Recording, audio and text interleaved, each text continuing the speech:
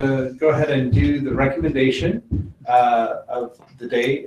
By the way, does anyone want to bring a recommendation or like a scripture or something like next week or sometime in the future? But not this week. What's that? But not this week. Wait, I happen to have a book in my that I do have. you? Yeah. And you'd recommend it? I would recommend it. Okay, well then definitely. Please bring it out. My shelf, and I thought, Steve might like this. It was never Return from Tomorrow, about a man's experience of being dead for 9 minutes back in 1945, I think. Oh, wow. Okay. And my copy has been passed around, and I have everyone that reads it sign it. Oh, that's funny. And my brother-in-law, who is Jewish and not a Christian, has read it several times. Son's read it. Lots of different people. Once you start reading it, you can't stop. I mean, regardless of what you think, if it's a true story or not, it's very totally engrossing story. Interesting. Are you interested in it, Diane? Sure. It's a quick little read. It's a very quick read. Yeah, you'll read it in an hour and a half, probably. Okay. All right. Well, cool. Just sign it and give it back. 141 pages. Yeah. Yeah. An hour. Diana, maybe an hour for Diana. Yeah. No, it's about an hour for Diana. Yeah. Depends on how big the print is. It's good. It's a good read. It's usually about 2 pages a minute. Yeah, she's a fast reader. Yeah. Be a lot faster in high school. It was 3 in high school. Wow. Was it really? I've never been a fast reader. I'm not a fast reader. Okay. Well, then my Russian literature for another time. We don't get. I actually think I've heard that. Yeah. Yeah, I imagine you heard of Most- Brothers Karamazov. yeah. Well. Yeah. Okay. It's like big literature. Yeah. And yeah, it's on Yeah. the. I think I've started listening to it before. Okay. Got distracted. Yes. Well, I can see that. It's a slow one to get into. Okay, now I'm going to talk about Yeah, tell us about it. Okay, so my recommendation is The Brothers Karamazov, which is one of my favorite novels of all time. Yeah, I like his writing too. And so same guy who wrote Crime and Punishment, which a lot of people, that's his most popular. And The Idiot. The Idiot. I love the book. You love That's the one I've read. Oh, The Idiot? Yes. Yeah. That's interesting because I had a harder time with The Idiot. My than the entire other book two. club hated it. I Really? loved it. Yes. Okay, that's interesting. Idiot, you probably know the main character is a type of Christ, and he is doing the right thing in society, and Everything turns wrong. Yeah. Right, because of society, not because of him. Anyway, so The Brothers Karamazov is also an analogy like that. So there are 4 brothers Karamazov in here, and each one is a part of a human being. So one is the intellect, one is the flesh, one is the spirit, Gotta read it now. and one is the side. The body is the one that's mentioned. The evil side. Huh? Yeah. Anyway, so well, there's definitely. I think I mentioned. Didn't I mention the flesh? I said. You said I said the flesh instead of the body. But yeah, I mean, definitely one of them is definitely Too much NIV. Anyway, so that's the basic analogy. But this is brilliant in 2 ways. First of all, this is probably one of the best novels about religion that has ever been written. It is just amazing because it talks about both bad religion and good religion, and talks about people who can't accept religion for the very best reasons, and it gives one of the best analyses of the temptations of Christ. Has this long section that's just about that, and you have an atheist character, and he tells you about what's really going on in the temptation of Christ, and he's mostly right. But it's also a murder mystery, and it's oh my gosh, that's gonna be the best book I've ever read. And it's a court drama. I love murder mysteries. And oh my gosh. How have I missed reading this? It's really slow getting into. And I had no idea There- what it was about. If I realized all of these things you just told me, I know I would have stuck with it. Yeah, and that's I'm going for it. yeah, okay, well, great. Then in fact, actually, this is a good translation. And so I recommend, Oh, thank you. I recommend that one. Oh, look how small that Holy cow. tiny little text, Oh, but I'll manage. okay. Yeah, it's I've got just a really long book. Yeah, it is. Thank you very much. I'm very excited though. Okay. Yeah, well, I'm glad I sold somebody else on the Brothers Karamazov. You'll get through this one a lot faster. Our whole household, everyone we know will get through it faster. Yeah, The Brothers definitely. Karamazov, Oh yeah. my gosh, you may not see this book again for a couple of years. Well, I actually have another copy of it, so I'm not worried good. about it. Oh, good.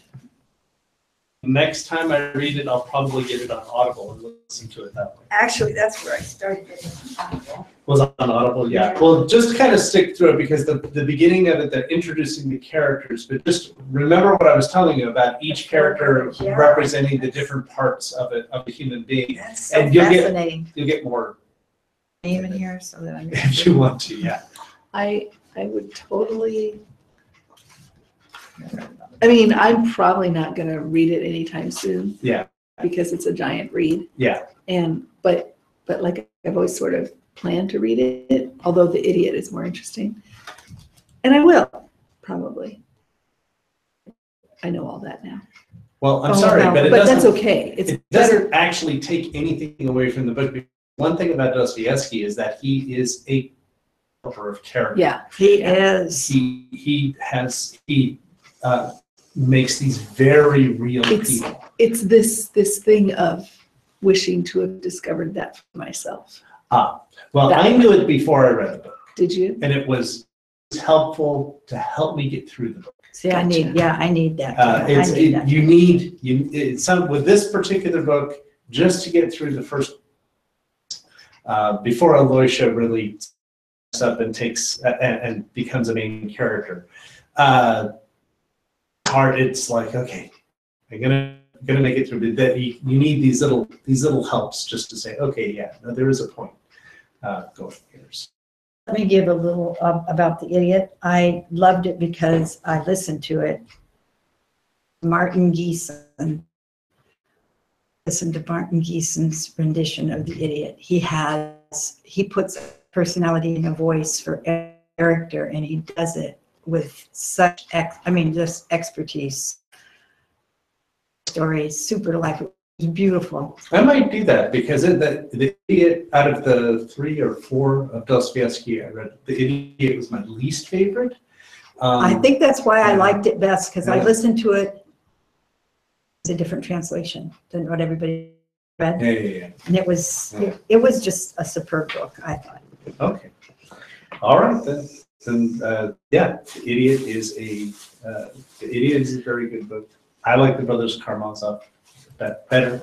Okay, well, But we'll when you reading a good portion of it, let me know what you think. It'll be a Okay. reprise of Fantasy Wars. A fantasy wars. Yes, that I had with Lisa. All right. So now we're going to start the Bible study.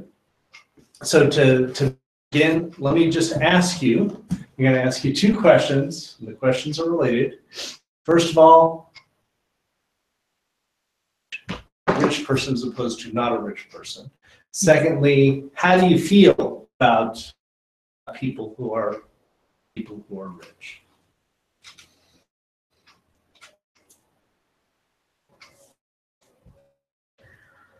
well, probably a trick question. There are multiple answers, Yeah, okay? And that's so okay. it's not exactly terrible.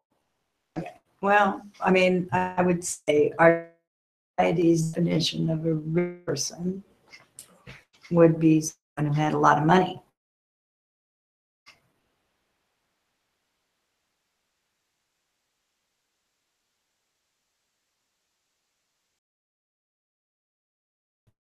Where you have, you trained to behave in a certain way. then you, regardless of how much cash or money you have, you come across as a wealthy person, as a person of class. So I think that's a type of cultural wealth. Okay, so you're talking about two things. So one is just actual money. Right. How much Right. money you have. Do you have more Right. money than most people do? Right. And the other one is more class. like what class. So Yeah. were you born into a lot of money? Do you Right. did you go to Harvard Exactly. or a high class college or whatever? Right. A school in Boston, A school in Boston. or a school in Massachusetts, sorry. Okay. Yeah. Right. Yeah, not Not for- Boston. They don't say. Oh, I see what you're saying. A school. It's a very pretentious thing. Oh, They yeah. just say, See, they I know went to that. school- I went to Those school kind of in- things, see, she's wealthy. Yeah, see, that's the thing. If you know to say a school in Massachusetts instead of saying Harvard, then you know. Yeah, that's what I'm talking about. Okay. Add Yeah. in the riches part, I think that if we're specifically talking about monetary wealth here, if we're talking about richness, then having far more resources than you need. If you never really have to feel concern about financial matters, then you are rich. It doesn't pretty much everybody get concerned about finances? I mean, it's just because usually our concern about finances or our financial level is like, oh, I've got plenty of money for this, but now my lifestyle it catches up and is goes past my ability. I'm always concerned, so there's a person who says, oh my goodness, I don't know if I can afford the 42-foot yacht. I've only got a 38-foot yacht. I'm not sure I can afford the 42, But that's but I not a really question need of one. security. It's not a question of financial security. You might not be able to afford everything you want to buy. That probably doesn't exist because, like you said, your tastes keep getting richer and richer. But there are definitely people in the world who never, ever worry that they're going to go to bed hungry. They never, ever worry that they're not going to make the house payment next month. Have to worry about those things. But there's a lot of people also who they may not have means to have the food for tomorrow, but they don't worry about it either. Yeah. But I was just talking about financial. You're just talking about right? financial. Now, Okay. if you're talking about, if you're increasing the word wealth and riches to include non-tangible things, there's so many other ways to be rich. Yeah. You could be rich in friends, you could be Rich in Rich gratitude, in- even. Just being in- grateful. spiritual wisdom, spiritual, like, way that you are towards other people. There's so many ways you can be rich Okay. that aren't financial. They don't put food on the table, but maybe better. Okay. Okay. Do you have an opinion on this? No, I don't. What is it? I'm just perfectly normal with everything. Yeah, okay. But so if you're thinking about a rich person, who do you think of? Anybody that's rich. If they are, I don't know. Okay. All right. And so what about, do we have, so let's take, for instance, you're a rich person being like an upper class person. Mm-hmm. How do we feel about upper class people, about people who are born wealthy or whatever? Do we have any particular kinds of feelings toward that? Or, well, that's who they are, and that's it. I think it all depends on how they behave. Yeah, Okay. I think it does. But I do think there's a deficit that they consistently experience in never having a lot of the experiences that most people have. They actually don't have them. And we think of them as being opportunity for experiences, but actually I think they're denied a lot of experiences, like having to have ingenuity about how they're going to get the next day, or how they're going to help somebody else because they don't have any resource to help them, but they desire to help them. Or just there's a whole, I actually know a few very wealthy people, and they're nice. They're not, they're not mean-spirited or anything, but they're all oblivious, they're clueless, and they also have a really hard time with relationships. Both of them. There's two of them. There's a Zoe, a good friend, and Martha has a real good friend. Both, what do they call that when you just, oh gosh, there's a term for it, where you just are given a paycheck every month because you're part of this very wealthy family, and you have trust funds. Trust funds, that's the word I'm looking for. Trust funds, yeah, trust fund babies. They have a hard time sticking to anything. They do things for a while, maybe they earn money and they're successful, but they don't have to. They don't have to, so they kind of lose their steam, and before they really reach what they could achieve, they quit. I just see there's like a handicap in everything you ever needed, that you end up with less as far as richness of experience and connection. But just think if you could combine the two. Combine being a trust fund baby with somehow also learning. It would be about fantastic. Reality. Yeah. What you would have is a person who has complete freedom to volunteer their time. Right. It's the suffering piece that's really hard for them to stick with when it starts to get really, I don't know. That's my experience with the people I know that are wealthy. But there's a lot of potential there. I think people that a little more struggle sometimes are better wealthy people, as far as understanding the world and understand what their money can do for others. And, I don't know. That's just Themselves up by their bootstraps. And yeah, they can be really annoying. It's like, why doesn't that person on the street there do it? Yeah, that drives me nuts. That really drives me nuts. Yeah, that does bother me. That's not, that's on them, not their right.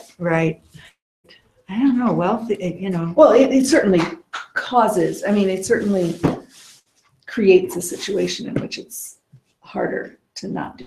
It is. I agree. Yeah. But people do that, and so I won't say that being wealthy guarantees that you're going to be that kind of person. True. Because it's not. Right. No, it isn't. And you do have harder, some though. responsibility. I think it's for that. harder to be a person if you've been raised with a lot of money your whole life. It's harder. I don't know, well, I probably know a couple people, but I haven't really spent time with anybody who was born wealthy or in that. I have seen a couple documentaries actually that were really interesting. One of them is called The 1%. I believe the other one is called Rich Kids, and both of them were filmed by the same person. He is the heir of Johnson & Johnson. They were just great. So he basically went around with a camera and started filming his family and the families of friends that he grew up with, and just started filming them and started asking him questions. Well, what do you think about poor people? What do you think about this? What do you feel like you're creating enough jobs or things like that? He just asked him questions and put them in these documentaries. And while the documentaries aren't necessarily documentaries in the world, they really are interesting and insightful on some of the attitudes.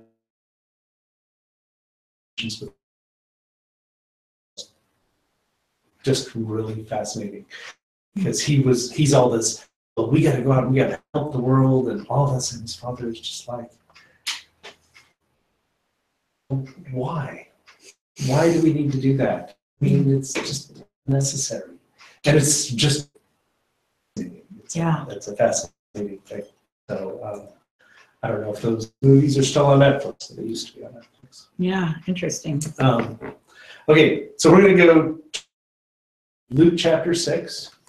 Now, we're in the middle of the sermon, so if you know that we're in the middle of the sermon or not, you may say, well, why are we going to Luke chapter 6? Because Luke chapter 6 is not now.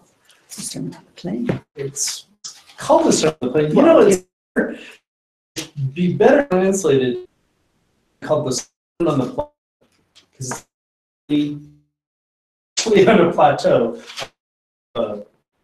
up area. But anyway, it's actually called the sermon on the plain. But remember, we said before that the Sermon on the Mount. That the Sermon on the Mount is part of what it's based on. It has a number of different texts that are put together here, and one of the is the one that we find in Luke that basically it uses that as the basis and then plugs a whole bunch of other texts into that. There are a couple items that are in Luke that aren't in Matthew. And we're going to go ahead and do those because they connect to the stuff that's in Matthew. So we just finished the Beatitudes. Okay, we just finished the Beatitudes in a couple. So remind me, what are some of the Beatitudes that we've The poor in read? The meek.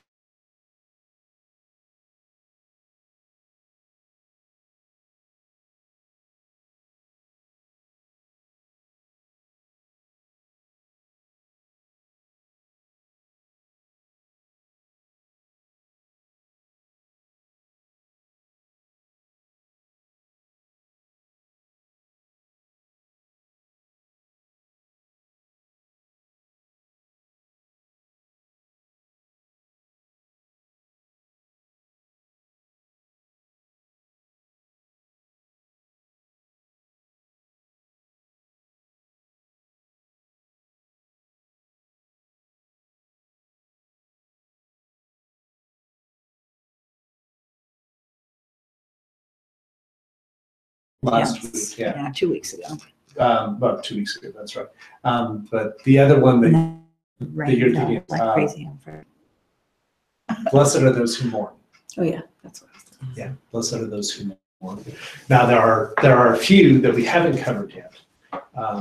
Blessed are the merciful, for they should be shown mercy. Blessed are the pure in heart, and blessed are the peacemakers. And the reason that we haven't covered those is because we're going to cover them because that's the outline of the Sermon on the Mount. Like we said, the rest of chapter 5 has to do with being merciful. Chapter 6 basically has to do with being pure in heart, and chapter 7 has to do with being peacemakers. And so we are going to cover those. We just haven't. We're going to get to them In a more extended fashion. That's correct. Yes. Yeah, because we're going to look at them in the fuller context. What did Jesus mean by pure in heart? Well, okay, it's more complicated than just the phrase allows us to say. But nicely, chapter 6, it lays it all out for us. And so that's pretty nice. Okay. So, but in Luke chapter 6, there's an additional part that we don't get in Matthew, a follow-up to the Beatitudes, and that begins in Luke chapter 6, verse 24. Okay, so if somebody could please read verses 24 through 26. But woe to you who are rich, for you have already received your comfort. Woe to you who are well fed now, for you will go hungry. Woe to you who laugh now, for you will mourn and weep. Woe to you when all men speak well of you, for that is how their fathers treated the false prophets. Okay, so when you look at when you're comparing that to the Beatitudes, you see that they definitely connect directly to the Beatitudes. Blessed are you who are poor, or blessed are you who are poor in spirit. It says, woe to you who are rich. By the way, this also gives us a clue as to the meaning of the Beatitudes. If poor in spirit meant being humble or being sorry for our sins, then it doesn't make sense that afterwards he would say, woe to you who are rich.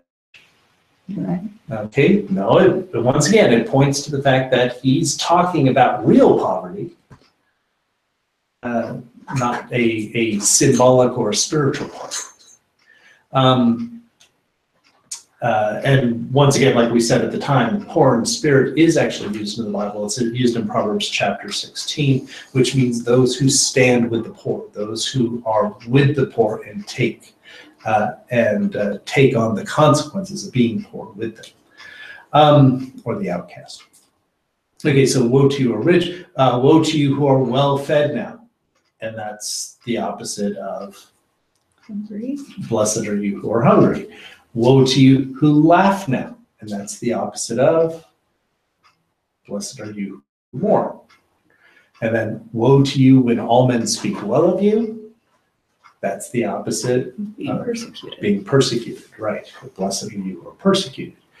I just want to emphasize with that one, it says, woe to you when all men speak well of you. It's okay if some people speak well of you, but if everybody is like, oh, you're such a wonderful person, then there's probably something wrong. And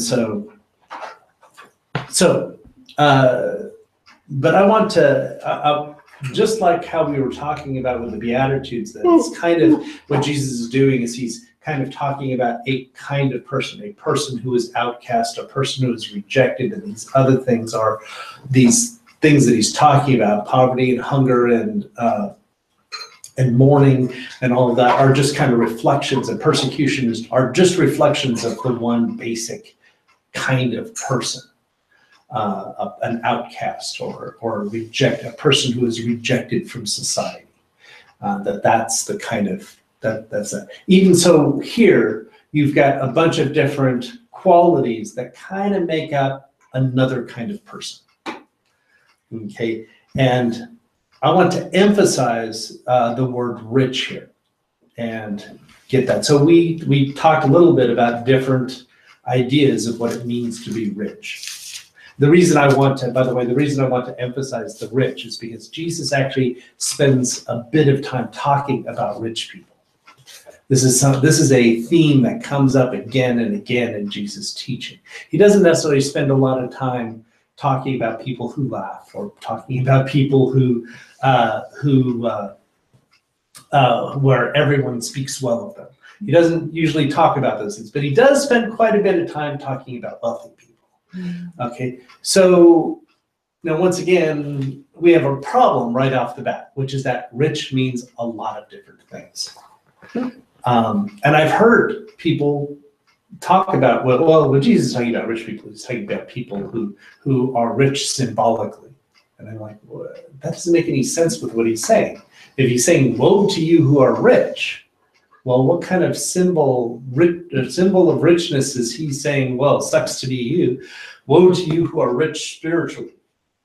Wait, what? That doesn't make any sense. Yeah, not at all. Woe to you who are rich in Who are entitled. okay, woe to you who are entitled. I hadn't heard that one. Oh, we need to talk about Trying that to one. figure out a Sure. symbolic richness here. Okay, all right. We'll figure that out. Yeah, rich is just rich. Rich is What else just would it rich. be? Okay, well, but there's a lot of things that it could be. Okay, so we actually talked about people who have more than they need, just in general, like what Diane was saying. People who have more than they need, and they don't really think about, they don't have to think about the basics in life or trying to survive, at least as far as financially. That's a possibility. Okay, you mentioned basically people who earn a lot of money, and in our society, that's usually what people think of. You know, you say, oh, well, who's rich? Well, Bill Gates is rich. Okay, Paul Allen is rich. Those are people who make a lot of money. They have a lot of money in the bank. They make a lot of money. They continue to make money. Their money makes money. Their money makes Makes money. money, right. Yeah, that's right. That's the thing. Once you got that level of money, it just keeps coming. That's funny. It doesn't seem to work that way for Donald Trump. But Some people anyway, get ahead of it. They can stay ahead He's of it. special. He's special. He is special. Anyway, so there's people who earn a lot of money. Okay, those are people who are rich. Lots of people. But also, and I want us to think about this, people who have a lot of stuff. Because Jesus also talks about possessions.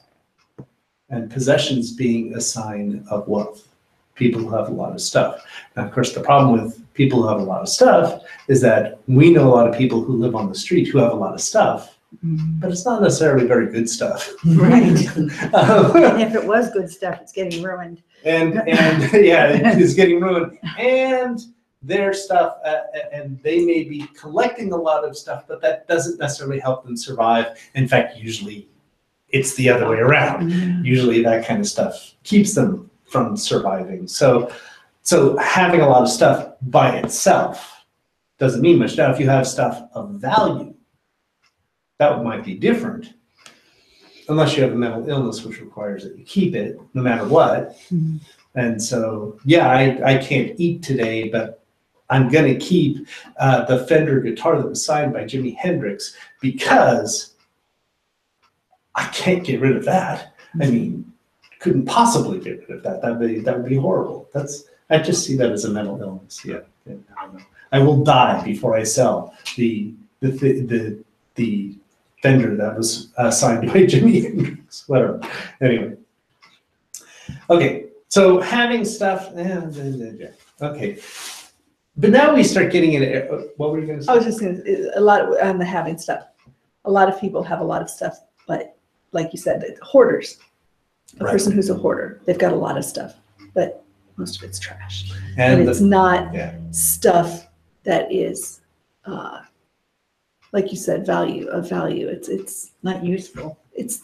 Sometimes it might be a lot of valuable stuff, but it's not useful because they have too many of them. Too much of it. It's not, Right. When Jesus talks about possessions, but the word possession in Greek is basically just things you have. That's literally what it means. It means things you have.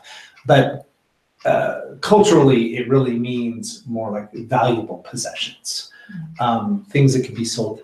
A lot of times it means like gold or silver, not coins, but actual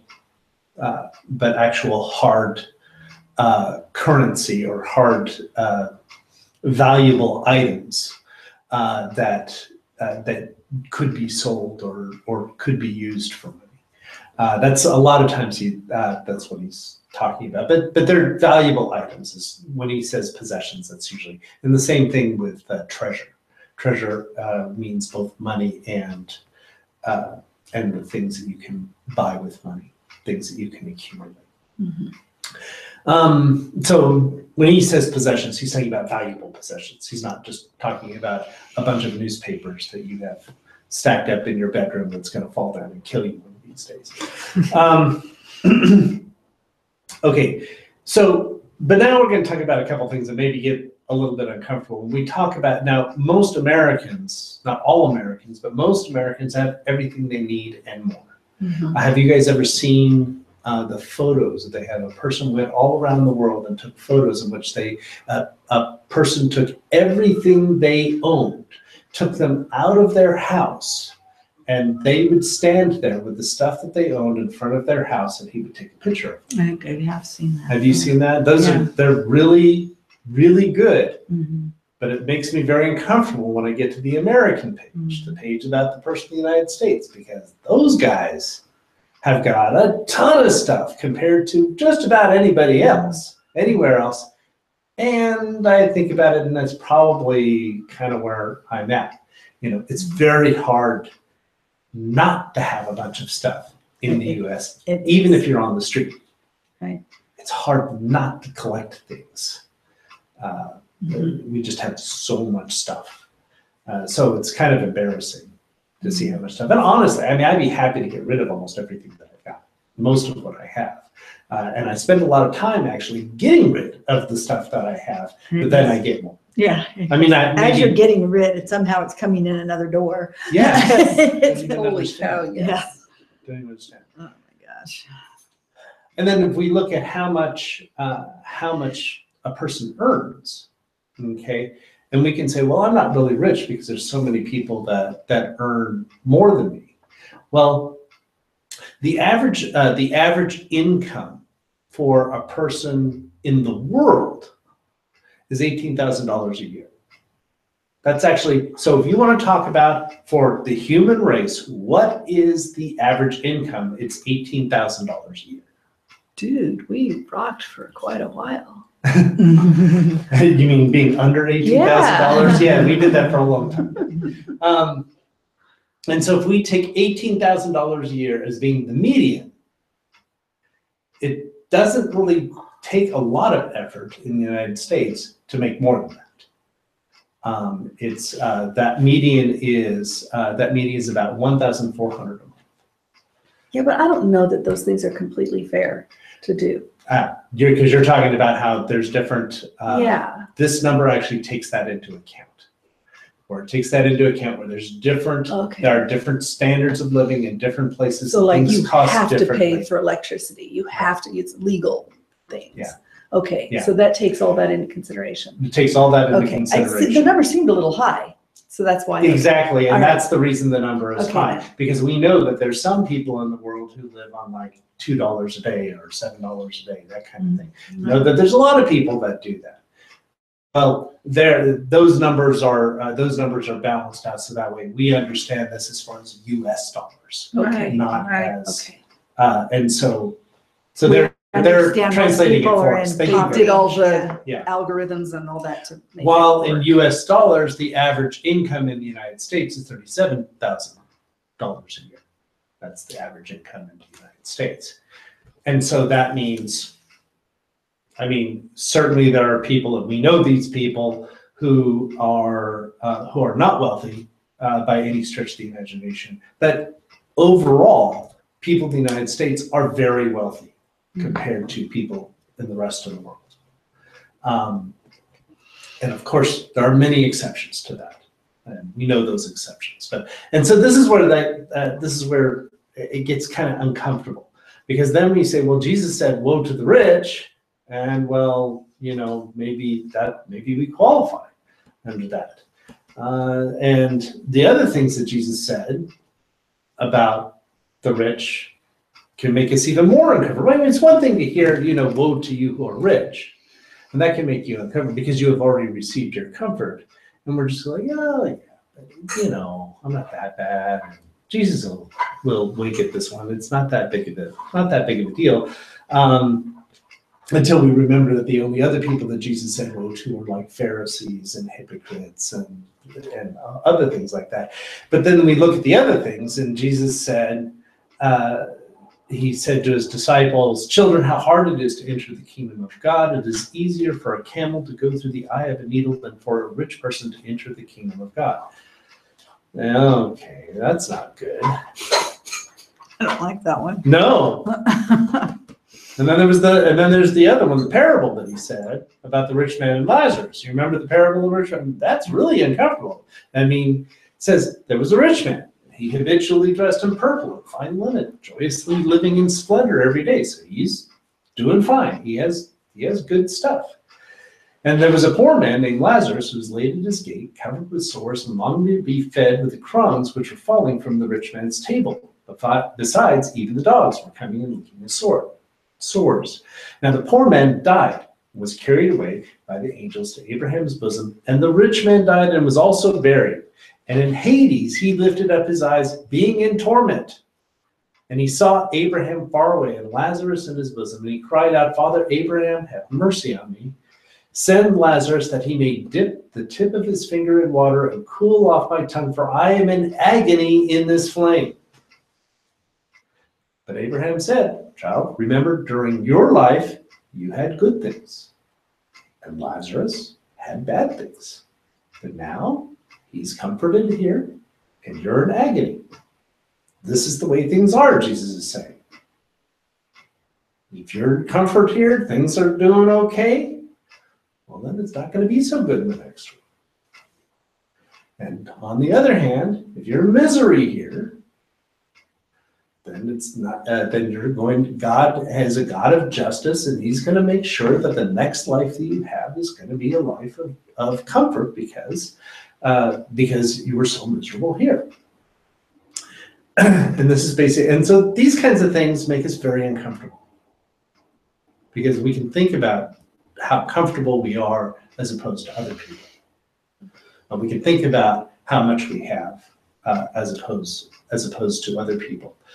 If we can, and it's easy, whether it be on an income level or on a comfort level, or even Jesus mentions entertainment. I'm very offended that Jesus mentions laughter. That really offends me. Because, okay, so I laugh a little bit. So I like to share puns. Does that make me a bad person? I mean, come on, really. And so that Jesus is saying these horrible things about rich people. These just horrible things. Agony in these flames. This is not good. This is really bad. And Jesus does not pull the hell card or the torture in flame card for very many people. Okay, now, I want to tell you now what Jesus' definition of being rich is, because that's different than our definition. And should I be relieved? I don't, probably. Because Jesus' definition of being rich is definitely different. And this is part of the problem, is that he uses the term rich, and then when we read what he has to say about rich people all throughout his teaching, we realize, oh, I see. He's using this term differently than how I would understand it on a regular basis. And maybe he's understanding it, maybe his culture understood it differently, so that way when they were saying it, they understood it differently than what we did. It does have to do with how much you have. So rich people are people who have more than they need. And maybe they have an income coming in. Maybe they just have a lot of money. Maybe they were just born with a lot of money or whatever. But these are also people who keep it for themselves. They don't share it with people who are in need. Okay, that's the definition of rich. So it isn't just, do you have a bunch of stuff? It's actually not a matter of how much do you have, it's how much do you keep.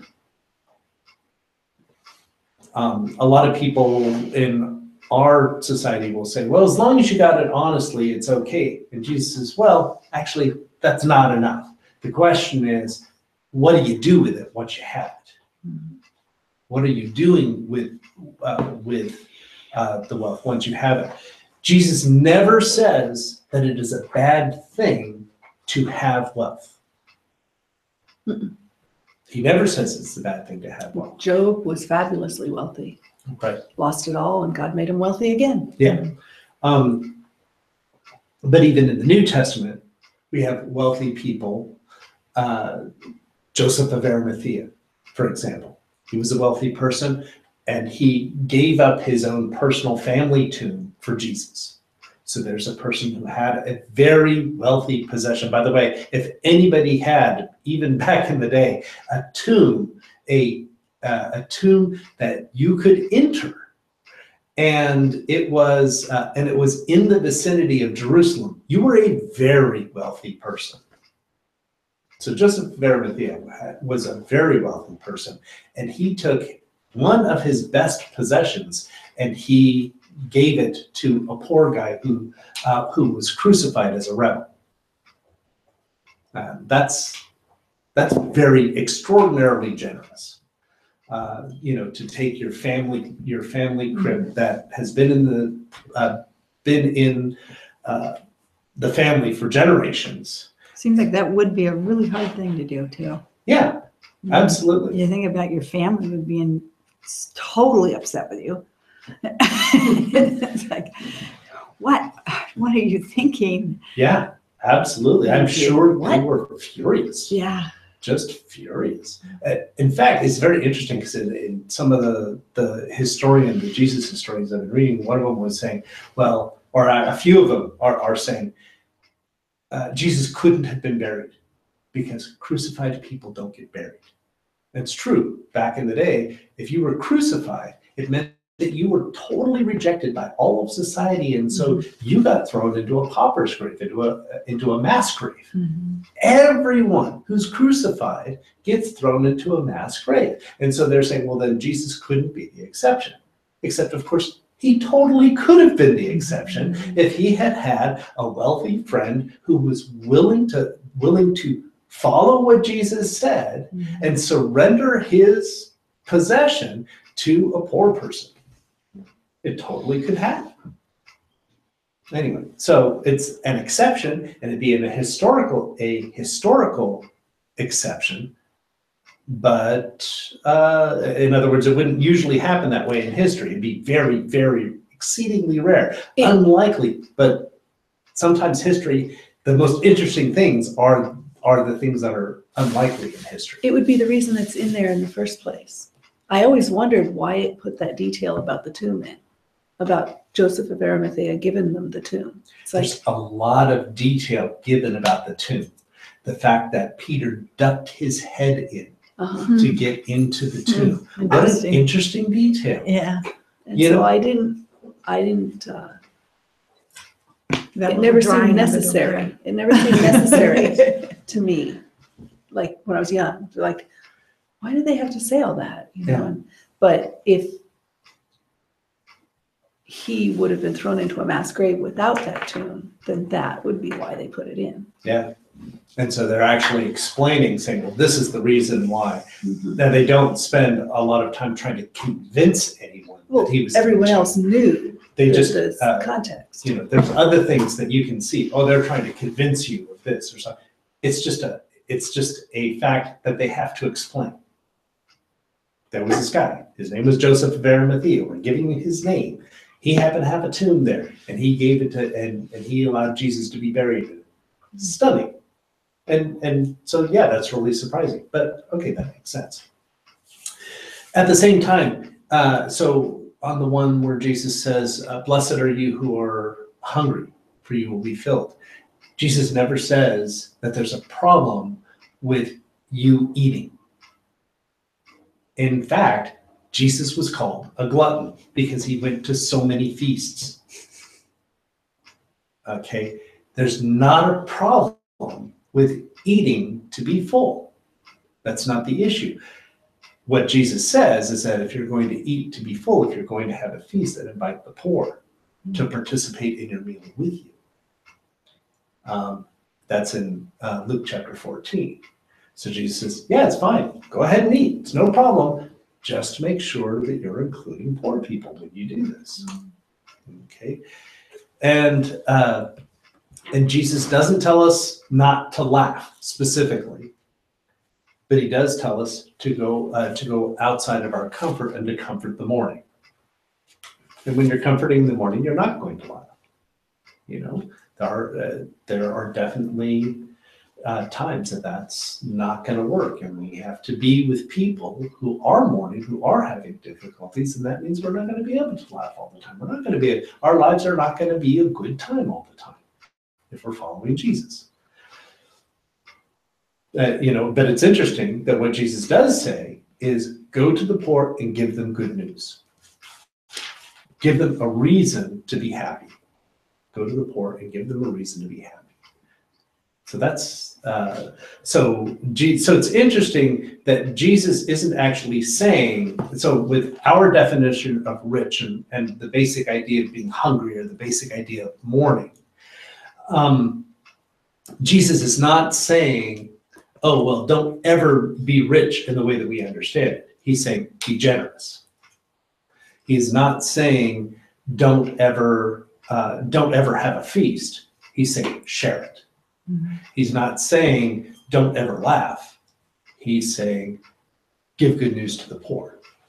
So it's so he's saying, you got to stretch it out. So the problem, it seems to me, like he's saying, with being rich or being full all the time or all that is the fact that you don't share. And it is interesting. And you just think about this. And then we do come into the idea of being entitled. Because what do people, if people are born in wealth, or people end up pulling themselves up by their bootstraps and getting wealth, they're the natural tendency of anyone who obtains wealth that way, the far majority of those people are just like, well, I already got mine and I deserve this. I know, that word, I deserve this, or you don't deserve that. Both of those are like very puzzling. It is puzzling. Where does deserve even come from? And so I deserve this, and so I don't have to share it. I earned this. The earning thing often stuns me. My great-great-grandfather earned this. Yeah, my great-great-great-great Fair grandfather and earned square on the high seas. this. Because he made really good deals with the Nazis back in the day. Well, I was thinking piracy. I had an experience. I know you were thinking of piracy. I was thinking of JFK. Oh. Anyway. I had an experience this week where it was right at Division, getting off of 205. There was a man there with a sign saying, I need a job or whatever. And so I gave him a $5 bill, which is a lot for me to give. I usually give just a couple dollars, but I gave him a $5 bill and he took it and he goes, this is a lot of money to give somebody that really hasn't done anything to earn it or deserve it. I was just, oh gosh, it broke my heart. I said, well, if I had a job to give you, I would, you know, but he's limping besides that, you know, and he says, I'm just looking for work. But how that broke my heart. But anyway. Yeah. That's just really just haunted me ever since. And so when you look at what Jesus is saying, woe to you who are rich, what does that mean? It doesn't mean that they're bad people by itself, simply because they have money or because they have possessions. But like the rich man in Jesus' story, Lazarus, a man who was covered in sores, he was really destitute. He was hungry all the time.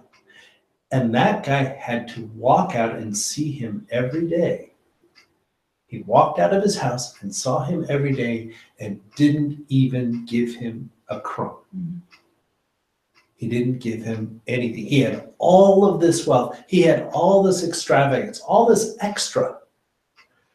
But he didn't pass that on. To the person who was right in front of his door. So this is the thing. Is that there are people who we happen to know, and there's even if you live in a rural area, it's harder to find people who are really poor, but they're there.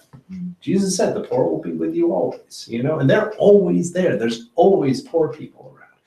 And if we ignore them, that's where the problem comes in.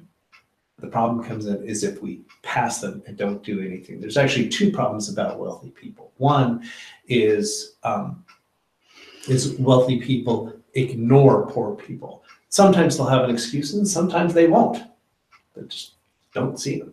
It was actually one of the things that that made me wake up to my own wealth and all of that is when I went to India, Calcutta, a long time ago. I would see these extravagantly, obviously wealthy people that had rings all over their fingers, had necklaces, and had a business suit on, and they would pass by these destitute beggar who were sucked in, not because of drugs, because there weren't really that many drugs in Calcutta at the time, but they were sucked in simply because of hunger. And they would just walk by them and not even give a thought to it. Now, admittedly, at Calcutta at the time, there was literally 1 million people that lived on the street. A million people who lived on the street. And some of them were doing well, and a lot of them were not doing well. But so for him, that was just, it's just what he saw every day. And he just ignored it. Mhm. And I saw these guys, and they would just walk by the place. And it didn't mean anything to them. And I couldn't imagine that. But so there's the people who just ignore the poor, or who are going to say, well, these people don't deserve what I have. They don't deserve my leftovers or whatever. So there's that. The other side is the fact if we have a lot of stuff that could go to people in need, but we don't get it. Mhm.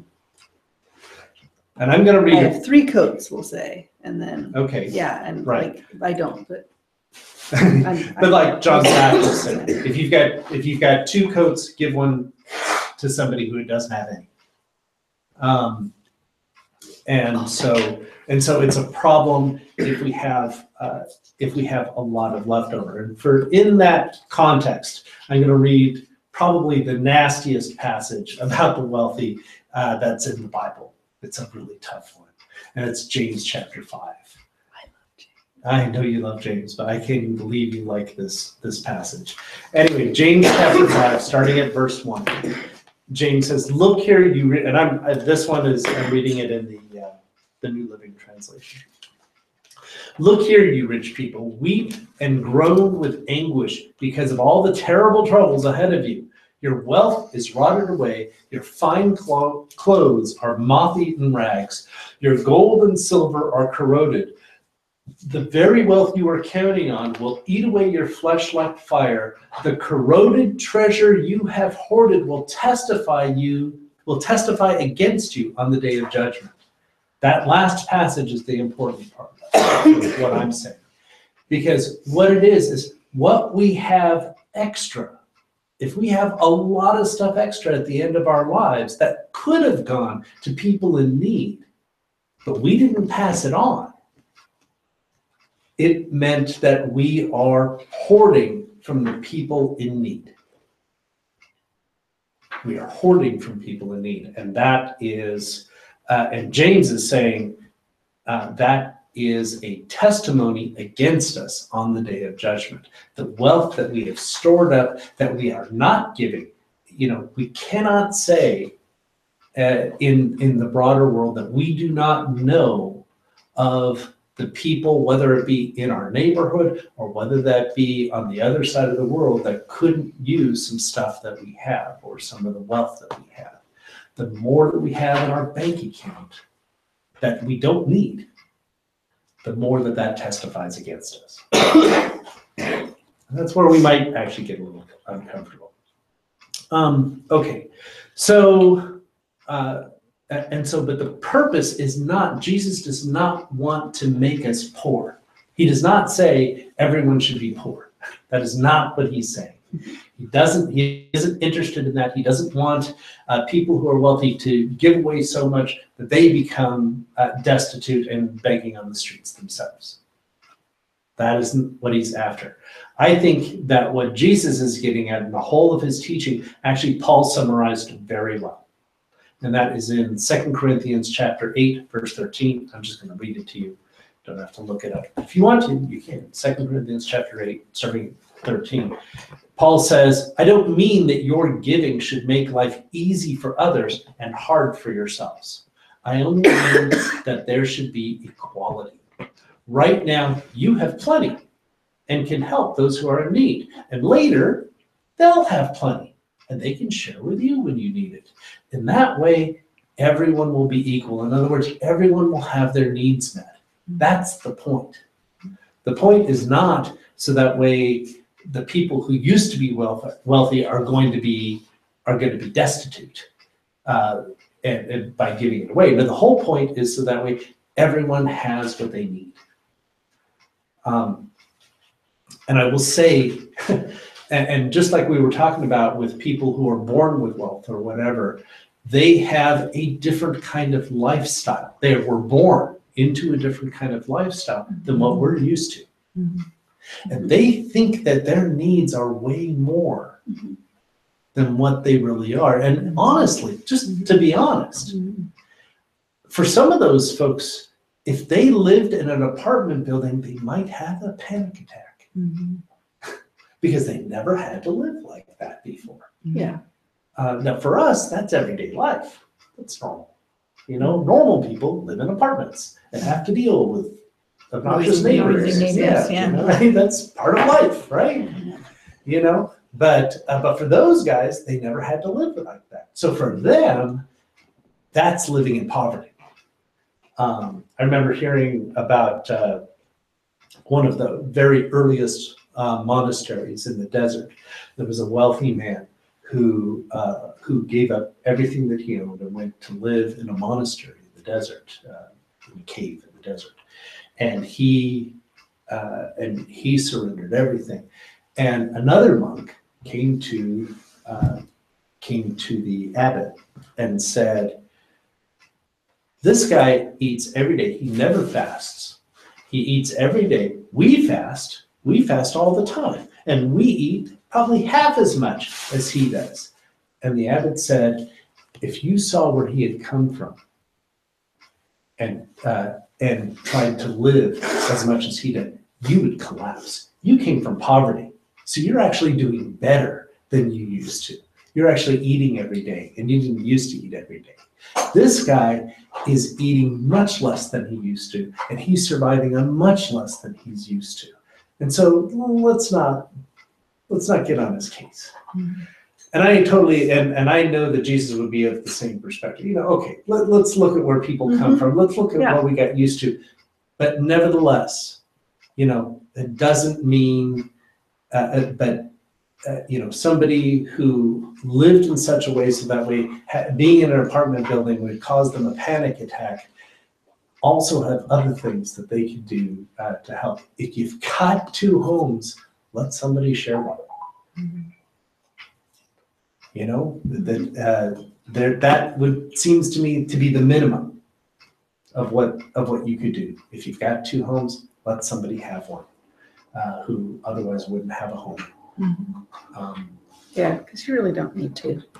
And so it doesn't hurt you. It doesn't cause you more of a panic. It may cause you a panic because you're worried about what they're going to do in your house, but that's not really the issue, is it? And so, because you aren't living with it, you know. The way that Jesus wants us to live, the perspective that Jesus wants us to live is to remember that when God set up creation, he set up a system in which everybody is working together and everybody is dependent on each other, that we live in ecosystems. God established ecosystems. So that way every part of the ecosystem is dependent on the other part. And you say, well, Steve, it sounds like you're just bringing in science and putting it back on the Bible. No, I'm quoting Psalm 104. Psalm 104. I'm going to read it to you. Psalm 104, starting at verse 10. Where the psalmist is talking to God and talking about God's ongoing creation. He says, you make springs pour water into the ravines, so streams gush down from the mountains, and they provide water for all the animals. And the wild donkeys quench their thirst. The birds nest beside the streams and sing among the branches of the trees. You send rain on the mountains from your heavenly home. You fill the earth with the fruit of your labor. You cause grass to grow for the livestock and the plants for people to use. You allow them to produce food from the earth, wine to make them glad, olive oil to soothe their skin, and bread to give them strength. The trees of the Lord are well cared for, the cedars of Lebanon that he planted. The birds make their nests, the storks make their homes in the cypresses. High in the mountains live the wild goats, and the rocks form a refuge for the hyraxes. So there's all of this, the mountains and the streams and the water, and all of that. God just pours it out on everybody and says, everybody share. Everybody's got to share now, you know. And he told people, you're in charge, but what is it that we're actually in charge of? We're in charge to make sure that all of creation gets their fair share. So that way everyone can survive. Boy, we messed that one up. Suck at that. Yeah. We are not very good at that because we're greedy. And the reason we're greedy The foundational reason that we're greedy is because we're anxious. I was going to say We it's don't trust fear. God. It is Yeah. fear. It's fear. We are afraid that if we don't keep extra, then we're not going to have enough. Exactly. It's just like there's not enough for me. Yeah. There's enough for everybody else, but there's not enough for me. Yeah. Yeah. And so, and even if I have more than you or you, I need this Right. for security reasons. Right. Well, and this is why Jesus said, you know what? Stop worrying about tomorrow. Stop worrying about what you're going to eat or what you're going to drink, so that way you can share. Mm. We need to stop worrying so that way we can share, because we don't share because we're nervous about what it is that we really need. Okay, so the whole thing that what Jesus wants us to do is he wants us to participate in God's ongoing activity of creation, which is sustaining everyone on the earth. That's part of the job that we all need to participate. This is why God gave humanity rule over the earth, so we can participate with God in the sustaining of creation.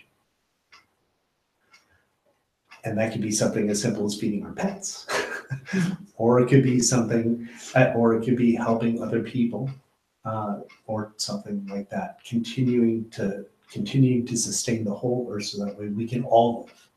And we can all thrive. And God gave us not only enough, he gives us so much more than enough to make sure that everybody has enough. But we don't have enough if we keep it to ourselves. Like the saying that is often given to Gandhi: we have enough for people's need, we do not have enough for people's greed. And that's a nice rhyme. But the fact is that we have enough for everyone to have what they need, but we don't have enough to meet everyone's anxieties. Mm-hmm. That's the reality, that we don't have enough, so that way everybody feels like they're secure with what they have. Yeah. Not just kind of- anxieties, also comfort. Okay. And that one's hard. What were you I going to was say? thinking about the rich man that stored up all this stuff. That was about anxiety, and then Jesus is like, well, the story is, hey, your life is required tonight. What did you Right. need all that stuff for? Yeah. Yeah. It's one of the things. I mean, he's storing up for his future. He's storing up. He is I'm going to preach on this at a church next week, but he's storing up the man who is building bigger barns. Yeah. He was storing. He was being a good businessman and storing up for his retirement.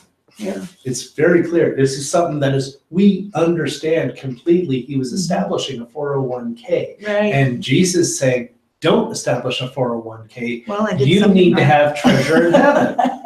You Yeah. need to have treasure in heaven." Yeah. How do we get treasure in heaven? Well, it actually says in Proverbs. He says, "Give to God by giving to the poor." Yeah. You give to God if you give to the poor, that is actually saved in heaven. So our savings account, we can have savings accounts here by building bigger barns, or by having a 401k, or by putting it in the bank. We can have savings accounts here, but if we have a savings account in heaven, which is what Jesus is saying when he's saying establish treasure in heaven, he's saying give your money to the poor, and then that money is saved in heaven. God has an account book where everything that we give to somebody in need, he keeps account of it. And Jesus said, not only are we going to get that back, but we're going to get that back multiplied by 100.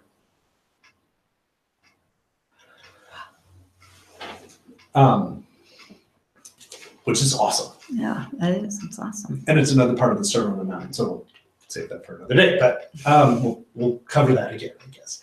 So the thing is that the thing with wealth is that the more we have, the more we have to give. If we receive more, then we're more responsible for it. Just like, use that one, but basically, the more we have, the more we're responsible for. And that doesn't mean responsible to be good stewards, and whatever term, the Christian finances are using that nowadays. But in the sense of participating in creation and sustaining all people, and frankly, all animals and all of creation. If we're bulldozing down rainforests to provide stuff for us, well, then we need to stop buying so much stuff so that way the rainforest can be sustained. Because God built those rainforests and they need to be sustained. And frankly, they're a part of all of creation helping one another. If we get rid of them, then we are losing part of how we all live. Anyway,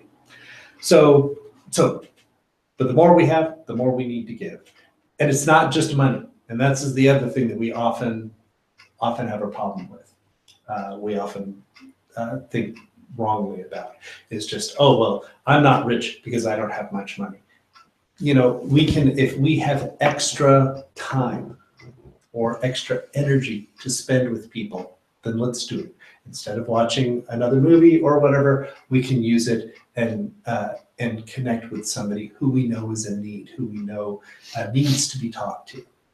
Is there somebody who's sick? Is there somebody who is destitute and they just need someone to talk to? Well, we can do that. If we have that ability to do that. Some people actually have a wealth of storage. God bless them. They've got extra weight of storage. That means the things that people need to be stored, they can store there. Some people have extra places for people to live. They may not have much money, but they've got extra places for people to live. That's another thing that we can share. It's a wealth. It's a wealth that we have, that some people have, that can be used. Some people just have an extra ability to encourage other people. Then they should go out and they should use that. And purpose to use the ability that they have that other people, because I am poor in encouragement. I'm not very good at it. But there's people who are very good at that, and they can follow up on that and encourage people, because I'll tell you, we need a lot of encouragement in our day. Mm-hmm. There's lots of people telling us what wrong we're doing. We need some people to pat people on the back and say, yeah, that's totally right. We need more love in this world. We need more hope in this world. And some people are really wealthy in these things. And they need to share it. Whatever we've got, we need to share it. And that's how we all end up living. That's how we all survive, because we take the extra that we have and we give it to others. Okay, and that's what we'll talk about today. So we don't have. I'm going to run upstairs and see. Are you? Okay. Yeah. All right. Is there any light out here?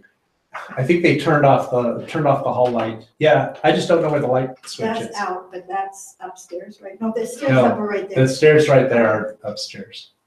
Good luck with that. Don't trip on anything. Why did they turn off the light? I don't know. They knew we were in here. Thought they do. Oh, they did. They definitely did. Well, let's go ahead and sing the benediction, Okay. and then we'll close. And if we can find some of the drinking, we'll have Lord's Supper. Oh, how does that start? Oh, yeah. The Lord. The Lord bless thee and keep thee. The Lord make his face to shine upon thee, and be gracious unto thee, and be gracious unto thee. The Lord lift up his countenance upon thee and give thee peace. The Lord bless you and keep you and give you